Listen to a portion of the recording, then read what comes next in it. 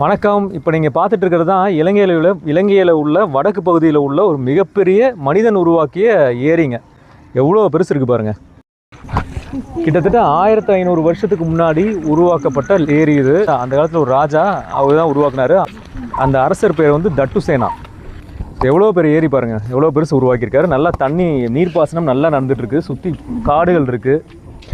அந்த ஏரிக்கு பக்கத்துலேயே ஒரு மிகப்பெரிய ஒரு சக்தி கோயில் இருக்குங்க. நல்லா இயற்கை சூழல் நிறைந்த ஒரு கோயில்.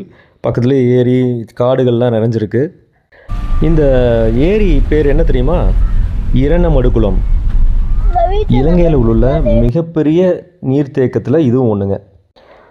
இலங்கையில் உள்ள வடக்கு பகுதியில் உள்ள கிளிநொச்சி மாவட்டத்தில் அமைஞ்சிருக்கு.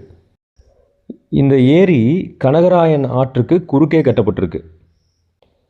ஆரம்ப காலங்களில் இங்கே வந்து 2 குளங்கள் இருந்திருக்கு. 2 குளங்களாக அமைஞ்சிருக்கு. அதனால் இரணைமடு அப்படின்னு பேருங்க. அதே மாதிரி இந்த ஏரி இலங்கையில் உள்ள ஒரு தொல்லியல் மையமாக கருதப்படுதுங்க. உங்களில் யாராவது இலங்கைக்கு சுற்றுலா வந்தீங்கன்னா இந்த இடத்தையும் வந்து பார்த்துட்டு போங்க.